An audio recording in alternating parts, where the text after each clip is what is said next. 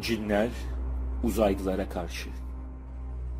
Özellikle son zamanlardaki korku filmlerinin etkisiyle son yıllarda güncellik kazanan cin teması aslında Anadolu folkloründe uzun ve zengin bir geçmişe sahip. Bunların daha çok ıssız ve karanlık yerlerde yaşadıkları ve güneş battıktan sonra ortaya çıktıkları zannedilir. Anadolu'nun birçok yöresinde cinlerin kötü etkisinden korunmak için mesela hava karardıktan sonra ağaç altına kirli su dökülmez. Çünkü cinlerin ağaç kovuklarında oturduklarına inanılır.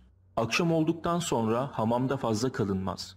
Çünkü gece vakti cinler hamamlarda toplanıp eğlence düzenlemektedirler. Karanlık çökünce eski veya terk edilmiş evlere, değirmenlere girilmez. Çünkü bu gibi yerler tekin değildir. Cinlerin sosyal yaşamları da aynı inanışlar çevresinde dile getirilmiş ve bu yaratıkların başında bir padişahları olduğu, insanlar gibi kendi aralarında belli kurallara göre yaşadıkları söylenmiştir. Yani onlar da doğup büyümekte, evlenmekte, çocukları olmakta ve sonunda ölmektedirler. İnsanlara görülmek istediklerinde ise bazen iri yarı bir zenci, bazen de kara bir köpek, keçi veya tavuk biçimine girerler. Kendilerine iyiliği dokunan insanları ödüllendirirler. Saygısızlık yapanları da cezalandırırlar. Bazı insanları etki altına alıp kendi isteklerine alet ederler veya kötü işler yaptırırlar. Hatta bazen insanlara aşık olan cinler bile vardır. Bu durumda sevgililerini kaçırarak onlara sahip olurlar. İslamiyet açısından iyi huylu Müslüman cinler de vardır. Bu tür cinler daha çok büyücülükle uğraşanların ilgisini çekmektedir. Hüttam adı altında cinci hocaya bağlanan bu cinler sayesinde hastalıkların iyileştirildiği, kötülüklerin def edildiği veya bir takım doğaüstü olayların meydana getirildiği varsayılmıştır. Anadolu folklorundaki biçimiyle cinlerden hüttam edinme inancının Türklerin Müslümanlık öncesi inançlarında da yer aldığını söylemek pek mümkün değildir. Türk şamanizminde doğaüstü varlıklarla ilişki kuran kişiye kam veya Kırgızlarda da daha çok kullanıldığı gibi bakşı denir. Bakşının koruyucu ruhu olarak sözüne ettiği avrak ile hadim bir cinden bahsetmediği açıkça bellidir. Diğer yandan zaman içinde yok olup giden Türk şamanizminde de cin benzeri varlıklara inanıldığı bilinmektedir. Fakat bu inancın temellerinde Budizmin köklü bir etkisi olduğu da kesindir. Uzak Doğu dinlerinin esas ilkeler açısından Orta Doğu'dakilere oranla büyük farklılık taşıması sebebiyle bu farkın mitolojik unsurlarda da kendini göstermesi kaçınılmazdır. Nitekim İslam öncesi Türklerden kalma ve çıvı olarak geçen bir terimi Mahmud Kaşgari Divan-ı Lügat-ı Türk adlı kapsamlı sözlüğünde açıklarken İslam'ın etkisi ile bunun cinlerden bir bölük olduğunu yazmak zorunda kalmıştır. Veya psikik araştırma adı altında özellikle 2. Dünya Savaşı'ndan bu yana yapılan çalışmalar daha önceki dönemlerde okültizm, mistizm, spiritüalizm çevresinde değerlendirilen veya sadece belirli kişisel deneylerde etnolojik, antropolojik araştırmalarda görülen olayların teknolojilerinin getirdiği imkanlarla bilim adamları tarafından incelenmesinden ibarettir. Dünya dışı yaşam ve uzaylılar bazen halk dilinde yabancı yaşam olarak adlandırılır. Dünya dışında meydana gelebilecek ve dünyadan kaynaklanmayan varsayımsal yaşam türleridir. Bu tür yaşamlar basit prokaryotlardan veya benzer yaşam formlarından zeki varlıklara ve hatta sapient varlıklara kadar değişebilir. Muhtemelen insanlıktan çok daha gelişmiş olabilecek medeniyetleri ortaya çıkarabilir. Drake denklemi evrenin başka yerlerinde sapient yaşamın varlığı hakkında spekülasyon yapar. Dünya dışı yaşamın tüm biçimlerindeki bilim astrobiyoloji olarak bilinir. Evrende yaşamın ortaya çıktığı, dağıldığı ve evrimleştiği deterministik koşullar ve koşullu olayları araştıran multidisiplinler olarak da adlandırılır. Dünya gezegeninin dışında yaşam, dünyalar olasılığı hakkında spekülasyonlar antik çağlara kadar uzanmaktadır. Çok sayıda erken Hristiyan yazar, Demokritikos gibi, daha önceki düşünürlerin önerdiği gibi çok sayıda dünya fikrini tartıştı. Agustin, Apikuros'un Tanrı kentlerindeki uzayın sınırsızlığı boyunca hakkındaki sayısız dünya fikrine atıfta bulunur. Modern öncesi yazarlar tipik olarak dünya dışı dünyalıların canlılar tarafından yaşayacağını varsaydılar. William Warlong 15. yüzyılda Mesih'in sakinleri kurtarmak için dünya dışı dünyaları ziyaret etmiş olabileceği ihtimalini kabul eder.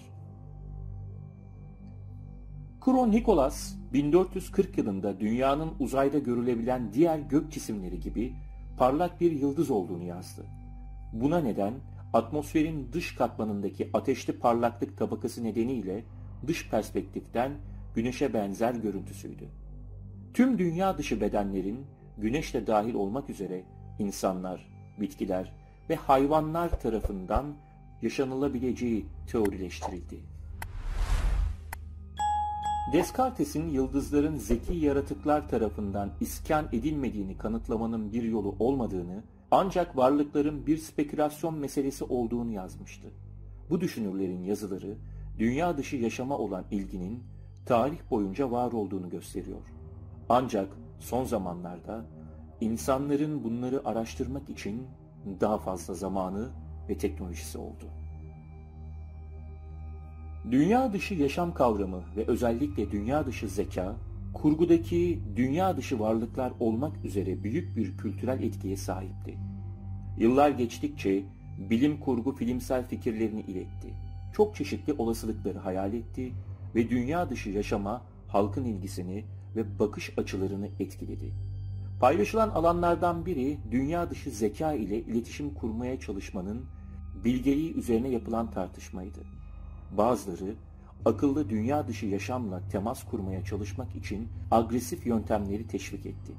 Diğerleri teknolojik olarak gelişmiş insan topluluklarının daha az gelişmiş toplulukları köleleştirme veya yok etme eğilimini öne sürerek dünyaya aktif olarak dikkat çekmenin tehlikeli olabileceğini savundu. Peki bu iki tür arasındaki farklar ve özellikler nelerdi? Cinler şuur sahibi olmalarına rağmen insandan üstün değillerdir. Akıl yönünden insanla hemen hemen aynı kapasitede oldukları sanılmaktadır. Çünkü Kur'an'ın ibadetler konusundaki emirleri insanlar için olduğu kadar cinler için de geçerli bir halde sunulmuştur. Bu da akıl yönünde her iki türün de hemen hemen eşit seviyede olduklarını öne sürmek için yeterli bir delildir. Ancak cinlerin aksine dünya dışı varlıkların insandan akılca oldukça yüksek bir seviyede olduğu düşünülmektedir. Öyle ki bazen dünyanın kaderini değiştirecek faaliyetlere giriştikleri Kur'an'da açıkça belirtilmiştir. İsa suresinin 70. ayetinde yer alan "Biz hakikaten insanoğlunu şan ve şeref sahibi kıldık. Onları çeşitli nakil vasıtaları ile karada ve denizde taşıdık. Kendilerine güzel güzel rızıklar verdik. Yine onları yarattıklarımızın birçoğundan cidden üstün kıldık" ifadesi, dünya dışı varlıkların insandan üstün olduğunu gösteren en önemli delildir. Kur'an bu mucizevi ayet ile insanın tüm varlıklardan değil, sadece birçoğundan üstün yaratılmış olduğunu belirterek çok önemli bir noktanın altını çizmektedir. İnsan, dünya dışı varlıkların hepsinden olmasa bile bir kısmından acizdir. Bu da dünya dışı varlıkların insana faydalı olabileceklerini gösterir.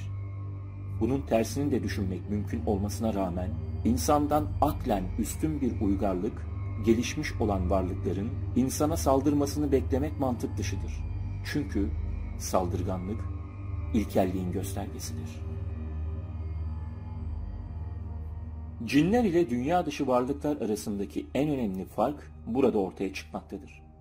İnsanlar ve cinler birbirine hemen hemen eşit akla sahip olduklarından, cinlerin insanlara zarar vermeye çalışmaları, insanlara saldırmaları olağandır ve pek çok defa örneği görülmüştür. Bu ilkellik nedeni ile cinlerle insanlar arasındaki ilişki de sürekli bir saldırı, savunma çerçevesi içinde sıkışıp kalmıştır. İnsanlar cinlerden, cinler de insanlardan gerektiği gibi faydalanamamış, bilgi ve tecrübelerini birbirleri ile paylaşamamışlardır.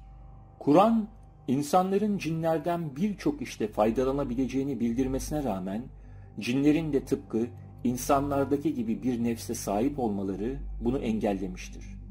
Nefs, ilkelliktir ve düşük akıl belirtisi olup, sadece bireysel doyuma odaklıdır. Yani yalnızca kendisini önemsemektedir. Oysa dünya dışı şuurlu varlıklar üstün akıl sahibidirler ve nefsin baskılarından tümüyle kurtulmuşlardır. Cinlerin ve insanların aksine kendi bireysel çıkarlarını değil, parçası oldukları bütünün çıkarlarını gözetmektedirler. Bu nedenle insanın gelişmesinde çok önemli bir rol oynamaları mümkündür. Birçok araştırmacı dünyanın ilkel toplumlarına evrensel bilgiler vermiş olan dünya dışı üstün varlıklardan bahseder ve toplumların tarih sürecindeki hızlı gelişimini bu varlıkların dışarıdan müdahalelerine bağlar. Bilimsel ve kültürel gelişimin dünya dışı varlıkların müdahalesi ile gerçekleştiğine dair elimizde kesin denebilecek kanıtlar bulunmasa da bunun gerçekleşmemiş olması için de herhangi bir neden yoktur. Bu konuda yapılmış araştırmalarda oldukça dikkat çekici, bugünün teknolojisi ile bile yapılamayacak birçok şeyin mükemmel ötesi denilebilecek bir şekilde yapılmış olması elimizdeki en önemli delildir. Piramitler bu konuda sıklıkla gündeme gelen en önemli yapıtlardır. Ayrıca bazı araştırmacılar tarımdan matematiğe, geometriden astronomiye kadar birçok alandaki bilginin dünya dışı varlıklar tarafından insanlara öğretildiğini iddia etmektedir. Bu konuda belirttiğimiz gibi kesin denebilecek delillere sahip olmasak da bu olasılık dışı bir şey de değildir. Sonuç olarak cinler insanlara faydalı olabilecekleri halde kendi özbenliklerinin esiri olmuş ilkel varlıklar olduklarından insan hayatında herhangi bir ilerlemeye yol açmaları mümkün olmasa da dünya dışı varlıklar insanın gelişme yolunda çok önemli birer yardımcı olabilir. Cinlerle dünya dışı varlıkların en önemli ortak özellikleri bedensel bir yapıya sahip olmamaları ve kendilerine, insanlara istedikleri şekilde gösterebilmeleridir. Beden ilkelliğin bir sembolüdür ve üst akıl sahibi bir varlığın insan bile olsa bedene ihtiyacı yoktur. Birçok insanın astral seyahat olarak adlandırılan bedenden ayrılarak mekan değiştirme deneyimi yaşadığını iddia ettiğini bilmekteyiz. Beden, yalnızca dünya üzerinde insanın yaşadığı boyut için gerekli olan bir kılıftır. Yaşadığımız boyutlar değişik olduğu için cinler de dünya üzerinde olmalarına rağmen var olmak için bir bedene ihtiyaç duymaz. Dünya dışı varlıkların bir kısmı bedene sahip olsa da kanaatimce büyük bir kısmı saf akıl halinde yaşamını sürdüren türlerden oluşmaktadır. Ve son olarak cin ya da uzaylı olsun, cismi ya da ruhani, boyutsal ve zamansal daha bilmediğimiz pek çok varlık bulunmakta. Sadece görüp anlayabildiğimiz kadarı ile olayları yorumlama imkanımız var. Ve bunlar içinde bir savaş olur mu bilmiyoruz. Yoksa birleşerek insanlık için bir felaket senaryosu mu yazılır? Bunu da sadece gelecekte görme imkanımız var.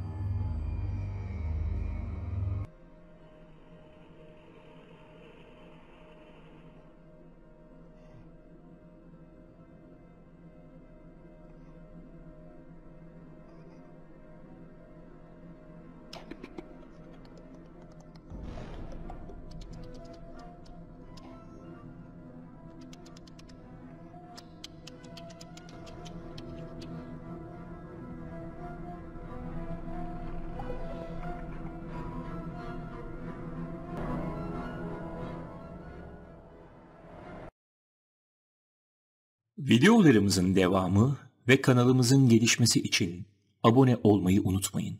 Ayrıca Facebook ve Instagram sayfalarımıza da abone olup pek çok farklı, gizemli konuları bulabilirsiniz. Kanalımızı desteklemek ve araştırmalarımız için katıl butonu ile size uygun üyelik paketini seçip özel avantajlardan da yararlanabilirsiniz. Gizemli konularda görüşmek üzere. Hoşça kalın.